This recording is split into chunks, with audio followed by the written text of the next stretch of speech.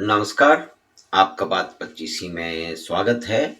और बात 25 में आज हम बात करते हैं एक महत्वपूर्ण राज्य की, जिसमें कुछ राजनैतिक परिवर्तन पिछले दिनों हुए हैं। लेकिन हम उससे परे जाकर के वहाँ की औद्योगिक परिस्थितियाँ क्या हैं और क्या-क्या कारण रहे हैं, और जो पिछले दिनों में जो भी कुछ ऑथेंटिक सर्वे हुए हैं, कुछ रिपोर्ट आई हैं, उसके आधार पे ये समझने का प्रयास करेंगे कि वास्तविक स्थिति क्या है। बिहार की जो औद्योगिक क्षेत्र की जो गतिविधियाँ हैं, उसमें जो एम्प्लॉयमेंट है, उसकी जो परिस्थिति है, वो अ, देश के अलग राज्यों से किस तरह से उसकी तुलनात्मक समीक्षा एक छोटे तौर पे की जा सकती है, उसको समझने के लिए। तो पिछले दिनों जो राजनीतिक परिवर्तन हुए हैं, उसने बड़ा इंटरेस्ट रुचि जगा दी है हमारे बहुत सारे बुद्धिजीवी मित्रों की। और अब जैसा कि आप जानते हैं कि बुद्धिजीवी जो देश के हैं वो विचारधाराओं, संघर्षों और सड़कों की लड़ाई में उनका कितना गहरा विश्वास है। वैसे ये भी बात सही है कि दुनिया भर में इनसे कुछ गरीबों को तो कुछ हासिल हुआ नहीं है। हाँ, नेताओं को ज़रूर हासिल हुआ है।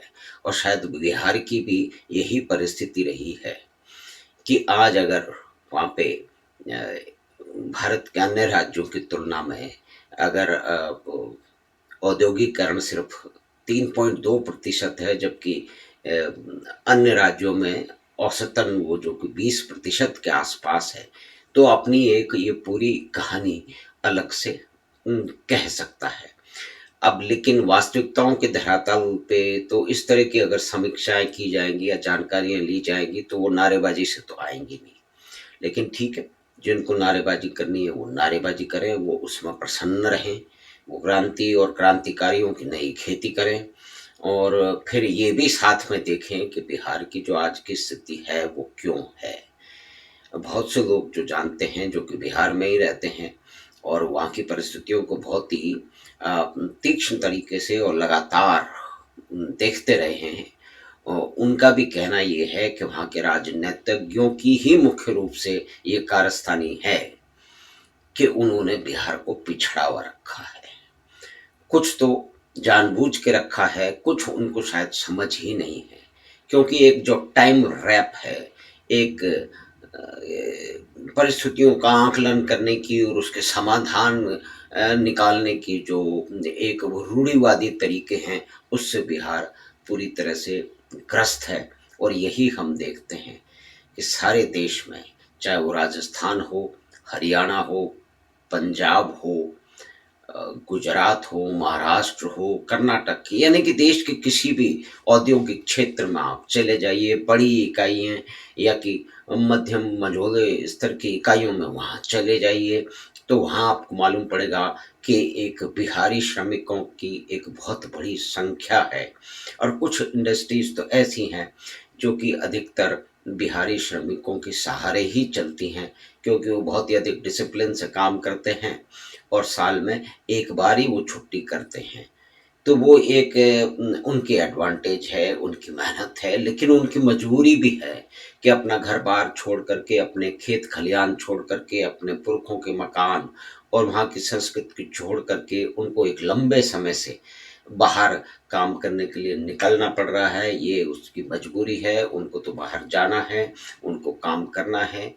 तो उन्होंने अपनी परिस्थितियाँ अपनी मेहनत से और अपनी शिद्दत से और अपनी कार्य पद्धतियों से ही उनको स्थापित किया है। लेकिन परिस्थितियाँ असल में जैसा है कि भई अब एक इंडस्ट्रियल क्रेडिट जो है, वो भी पर्सनल क्रेडिट, यानी कि पर्सनल क्रेडिट आप उसका इस्तेमाल करते हैं, वो कोई खर्चा करने के लिए नहीं करते। तो सारे देश का और अन्य राज्यों का भी कोई अनुपात होता है, कोई आकलन होता है और बिहार का भी है। तो ये 2006-7 का जो कोई एक आकलन है, उसमें अब तक कोई बहुत अधिक आमूल-चूल परिवर्तन नहीं हुआ होगा। तो उसके अंदर ये देखा गया है कि पर पर्सन, यानी प्रति व्यक्ति जो बैंक के लोन हैं, वो ₹1575 है बिहार में। जबकि ये मध्य प्रदेश में 5,000 से ऊपर है और 27,000 से ऊपर है ये महाराष्ट्र में, और 3200 से अधिक है ये यूपी में उस जमाने में, और 7,000 था बंगाल में। तो ये भी एक इंडिकेटर है कि जो भी बैंक से लोन लिया जा रहा है वो कितना कम है, और उसको उसकी प्रोडक्टिविटी, उसको किसी काम धंधे में लगाने में उसकी उसकी उसकी उसकी तुलनात्मक अध्ययन किया जाए तो वो कितना कम है। अब दूसरे देखिए, बड़े-बड़े संस्थानों की तो हम बात ना करें, क्योंकि वहाँ काम करने वाले लोग जो हैं वो तो बाहर चले जाएँगे। लेकिन हम आईटीआई की बात कर लेते हैं, इंडस्ट्रियल ट्रेनिंग इंस्टीट्यूट की, है ना? 58 है वहाँ पे। और उसमें 7 जो हैं वो महिलाओं के लिए सुरक्षित हैं। और कुल मिला के देखा जाए तो वहाँ पे कुल मिला के सीट कोई 15,000 के आस-पास हैं। तो पॉपुलेशन के टर्म में ये देखा जाए तो 10 लाख पर 1 आईआईटी आईटीआई है, क्षमा कीजिए। जबकि यही आंकड़ा जो है यूपी में 2 लाख पर है और पंजाब में 5 लाख पर है। तो इस प्रकार से एक और ये तुलना हो गई कि, और जो भी ये आईटीआई हैं ये बहुत ही बुरी कंडीशन में है, इनके पास इक्विपमेंट नहीं है, और जैसा कि संस्थानों में अगर ध्यान नहीं दिया जाता, महा किस्म का एक भ्रष्टाचार होता है, और सब लोग बीच के अंदर जो रेंट सीकिंग जो एक एक एक माइंडसेट है बिहार के, जो बाहुबलियों का, जो हर क्षेत्र में बाहुबली है, ऐसा नहीं है कि गाँव इसमें भी बाहुबली हैं, बाहुबली तो वहाँ भी हैं, लेकिन हर क्षेत्र में, शिक्षा के क्षेत्र में भी हैं, सरकारी क्षेत्र में भी बाहुबली है, तो वो अपनी रेंट सीकिंग करके निकल जाते हैं, और जो सरकार का और जो जनता का धन है वो उस गरीब लोगों के काम नहीं आ पाता है। तो ये तो एक वास्तविकता है।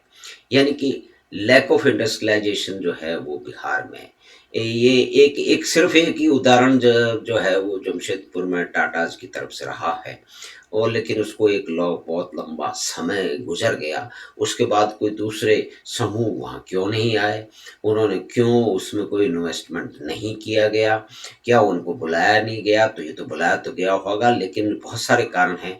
एक तो बार बार ये बताया जा रहा है कि वहाँ की राजनीतिक इच्छा शक्ति है नहीं, छोटे-मोटे काम करके ही वो काम निकालना चाहते हैं, और एक तरह से इंडस्ट्रीज़ और इंडस्ट्री से जो कि एक समाजवादी और वामपंथी किस्म के लोग हैं, उनका जो एक घृणा है, उनका जो एक दुराव है, उनसे जो दूर रहने की और उनके बारे में जो नेगेटिव कहानियाँ गढ़ने की एक लंबी परंपरा है, उसकी भी असर, उसका भी छाया जो है वो अ, बिहार के औद्योगिक परिदृश्य पर, वहाँ के एम्प्लॉयमेंट सिचुएशन पे और वहाँ की जीडीपी पे पड़ रही है।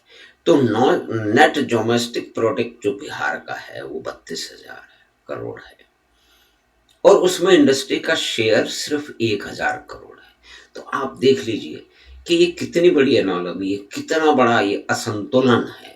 लेकिन इस पे आज तक कोई गंभीर तरीके से विचार नहीं हुआ है। जो दूसरे इंडस्ट्रियलाइज़ जो स्टेट हैं, वो उनके यहाँ बेहतर कंडीशन है। यानी कि सिर्फ़ इंडस्ट्री अपने आप में कहीं पे एकदम से नहीं आ जाएगी और उसकी तरक्की हो जाएगी।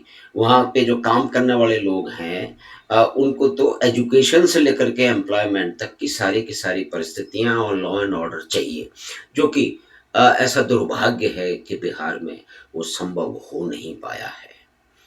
आगे क्या होगा, अ, इसकी भी बहुत अधिक क्लियर पिक्चर है नहीं, और किसी का शायद ध्यान ही नहीं है। इन इन बातों की चर्चा आमतौर पे ना तो टेलीविज़न शोज़ में होती है, वो सिर्फ़ कास्ट पॉलिटिक्स, और अब ये इनके साथ चले गए तो बहुत बड़ी कोई पॉज़िटिव बात हो गई, और वहाँ से निकल गए तो बहुत बड़ी कोई नेगेटिव बात हो गई। ये पूरी की पूरी आइडियोलॉजिकल और कास्ट बेस्ड जो पॉलिटिक्स है, और शैडो और रियल कॉन्फ्लिक्ट है, उसी के इर्द-गिर्द बिहार के लोग मजबूर हैं कि लगातार एक लंबे समय से अपने अपने कस्बों, अपने शहरों, अपने गाँवों, अपने माता-पिताओं की जगह से दूर जाकर काम करने के लिए मजबूर हैं। लेकिन वो तो ऐसा करेंगे, लेकिन हम ये आशा करते हैं कि आगे आने वाले समय में इन पे ध्यान दिया जाएगा और ये परिस्थितियाँ बदलेंगी। और एक आकलन ये भी था कि जब जो है वो 1528 के करीब जो है ना औद्योगिक इकाइयाँ स्टेट में हैं, इसमें लार्ज यूनिट सिर्फ 236 है। यानी कि लार्ज यूनिट जो है उसके खिलाफ भी एक तरह का माइंडसेट है, जबकि लार्ज इंडस्ट्री बहुत सारी छोटी इंडस्ट्रियों को और मध्यम इंडस्ट्रियों को काम देती हैं, और उनसे मिलजुल के काम आगे चलता है। तो ये एक महत्वपूर्ण बात हमने बिहार की औद्योगिक परिस्थितियों की, वहाँ के श्रमगारों की, जो कि पूरे देश में हमें मिलते हैं, और उन्हीं के हिम्मत से, उन्हीं की मेहनत से और उन्हीं के कंधों से भारत के अलग-अलग क्षेत्रों में, राज्यों में जो है वो बहुत सारे औद्योगिक कारखाने चलते हैं, और ये माना जाता है कि ये कृपा जो है, या कि इसको क्या कहा जाए, ये परिस्थितियों का निर्माण बिहार के राजनेताओं ने किया है कि उनको लगातार, उनको कोई परवाह ही नहीं है कि वहाँ के लोग लगातार बाहर जाते रहेंगे। अब बाहर इतना इम्बैलेंस क्रिएट हो गया है 2% और 3% और 20% का, कि वहाँ परिस्थितियों को बराबर लाने में बहुत ही मेहनत लगेगी, और उसकी अगर शुरुआत भी होगी तो उसके जो है वो फ़ायदे हो सकता है कि एक लंबे समय के बाद आना आरंभ हो। लेकिन हम आशा करते हैं कि ये चीज़ें बार-बार में सामने आएँगी, इन पे बातचीत होगी और इसमें सुधार होगा, ताकि अ, बिहार के मेहनतकश और अनुभवी कामगार अपनी ही जगह पे, अपने गाँव और अपने कस्बों के आस-पास, अपने घरों के आस-पास भी अपना काम ढूँढ सके, उनकी अगली जनरेशन शायद ढूँढ सकेगी, यही आशा हम करते हैं। तो धन्यवाद, नमस्कार। हमें आशा है कि ये बातचीत बिहार की औद्योगिक परिस्थितियों पे जो हमने की वो आपको पसंद आई होगी। तो आप चैनल बात 25 को सब्सक्राइब करें और लिंक अपने मित्रों और परिवार के साथ साझा करें। हम आपसे फिर शीघ्र ही मिलेंगे बात 25 की अगली बात में। धन्यवाद, नमस्कार।